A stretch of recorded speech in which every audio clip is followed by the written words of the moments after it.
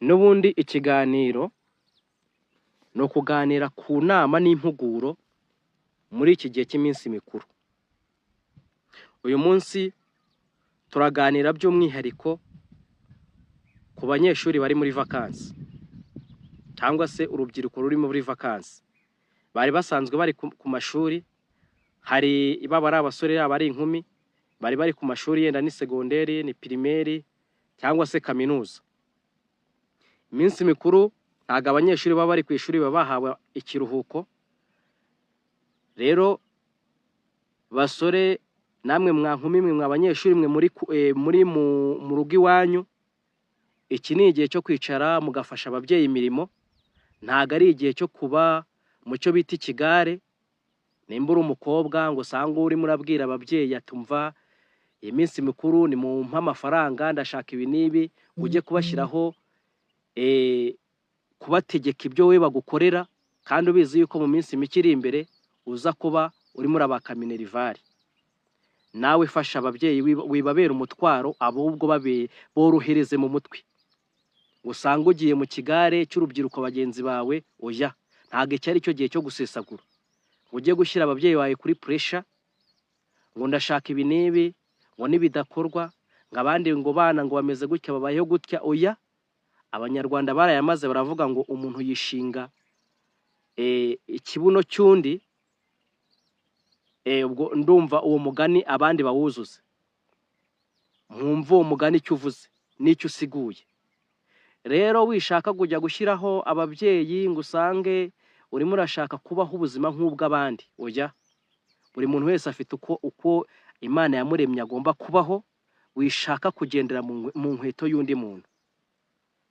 Kandi nyuma y'icyo ngicyo cyuko ari igihe cyo gufasha ababyeyi imirimo, abakobwa mugafasha ababyeyi b'abamama mu rugo, mugateka, mukabafasha gukora imirimo yo mu rugo isanzwe, gukoropa, iyo mirimo yose mukayikurikirana.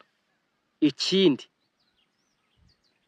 ntago ari igihe cyo gufata amakayi ngo ujugunye iriya, ahubwo nimwongere mwicare, musubire mu masomo, mwongere mwige, murebe ibyo mwize mu gihe mwari muri ku ishuri, wongere usubire mukore etide, wiyibutse ku buryo uzajya ku ishuri amasomo ataragukamutsemo cyangwa se utarabyibagiwe. Ubenshi usanga ari cyo gihe amafaranga arimo barayasesagura, ayo bari barahawe muri agent de poche, nicyo gihe abatarayaririye ku ishuri. Usanga vacances yageze, arajya kureba bagenzi barajya bamwe bakadukana imico idakwiriye, kunywa inzoga, ibiyobyabwenge. Nyamuneka abasore n'inkumi mwirinde ibiyobyabwenge muri iki gihe.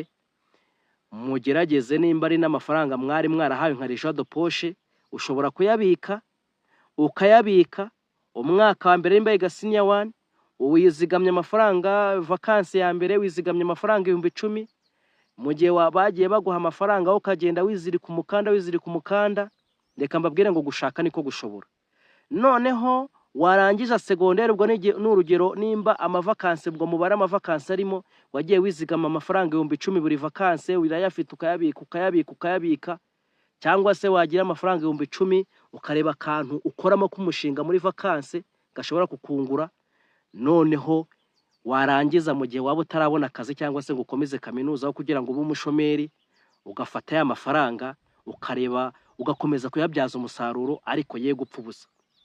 Wikumva ngo ababyeyi ngo kuko ababyeyi urabafite ukomeza usesagure. Oya, ni igihe cyo gutekereza amafaranga ukayakoresha, ukayabyaza umusaruro, akakungukira amandi, nawe ukaba umwana. Baravuga ngo umwana we wihesha ingobyi, ku buryo umubyeyi ushobora kumubwira ati jyewe nayo mfite umushinga nakagombye gukora umushinga A. Rero kuri uwo mushinga jye nawe utekereje igihe nigaga, none dore ndarangije, ariko naburagaho amafaranga ya naya. Jye nari mfite ibanze nk'aya mafaranga. Icyo gihe umubyeyi azakumva neza, azakubwira ati mwana wanjye uri akagabo. Rero mwirinde gusesagura amafaranga ngo mugire ngo mu mabidi, hamwe ngo ni isabukuru ugasanga amafaranga reka aragiye. Ni igihe cyo kuba nimba ayo utaguze kotex, ayo utaguze amakaramu, ayo utaguze amakayi, wakagombye kuyatekereza ukazayabyaza umusaruro igihe uzaba urangije, cyangwa se ukareba icyo wayakoramo muri iki gihe cya vakansi. Ntabwo ari igihe cyo kuyafata ngo uyasesagure uyajugunye uko wiboneye. Amafaranga aravuna kugira ngo umuntu ayagereho. Rero ikindi mukore tide, muzasubire ku ishuri. Ku ishuri mwarimu yajyaga duha icyo bita welcome test, ku buryo uzagenda ntutsindwe ahubwo uzagira amanota meza muri iyo welcome test. Ni isuzuma rumenyi rihabwa umuntu mu gihe avuyemo, bari duhaga tuvuye muri vakanse dusubiye ku ishuri. Mwarimu akaba yaduteguriye icyo kizamini tutarakora etide, tukihagera umunsi wa mbere tugakora icyo kizamini kugira ngo mwarimu apime nimba koko twarakoze etide. Namwe babyeyi rero, ubwo barezi, mwumve namwe inshingano yanyu, mujye mwibuka gusuzuma abanyeshuri mwigisha koko nimba vakanse barayibyajije umusaruro. Ubundi ijambo sinamenye rikunda kuza ryakererewe, cyangwa se iyo mbimenya.